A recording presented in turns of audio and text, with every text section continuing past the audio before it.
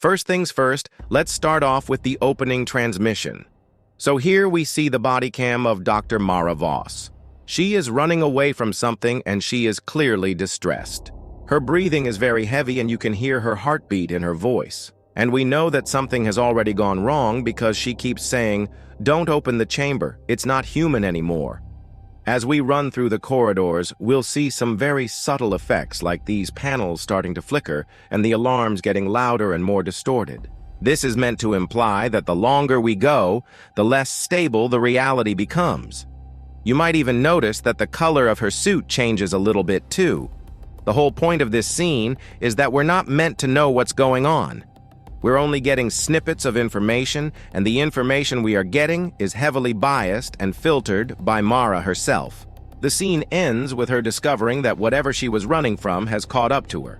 The sudden cut to black heightens the suspense and also acts as a nice transition to the next scene.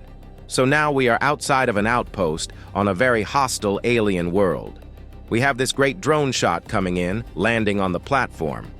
Then we move into the actual arrival at the outpost. I wanted to make this scene feel very lonely and desolate. So we have our main character, Lieutenant Kyle Rowan, who is just this tiny blip of light against this huge, massive station. Now he's going to open up the airlock, and it's going to reveal this very messy interior. There's overturned chairs, there's loose wires and tools everywhere. Also, we're going to hear this strange noise. It's going to be a very subtle clue to the audience of what is actually inside this facility. Now we're going to go into the lab where we're going to find out what happened here. And again, we're going to get more clues as to what's going on. I wanted to break the fourth wall a little bit and add some text onto the screen that would give the audience some more information. We also have another log from Dr. Mora.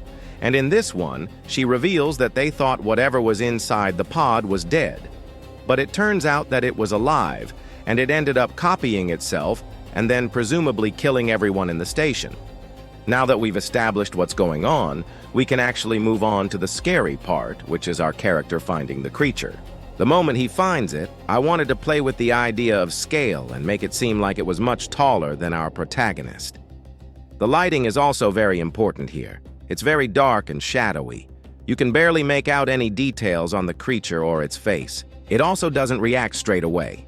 It stays still in the shadows, and it kind of observes him for a second. This helps to build up tension. When it does decide to move, it takes a very slow and deliberate step forward.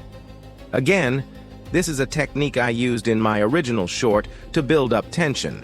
As Kyle gets ready to fire his weapon, the creature speaks. I think this was a really cool moment because it kind of subverts your expectations.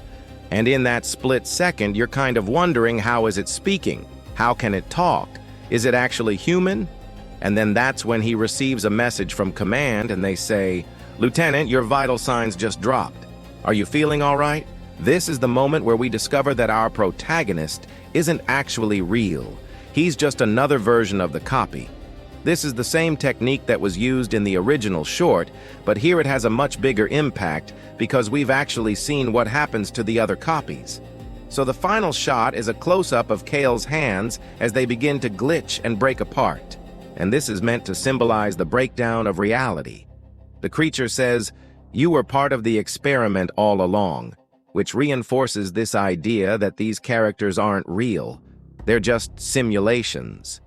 In a way, it also makes the audience feel like they have been cheated or tricked, which is kind of the point. The creature finally reveals itself as a copy of Kyle by saying, "Welcome home, brother."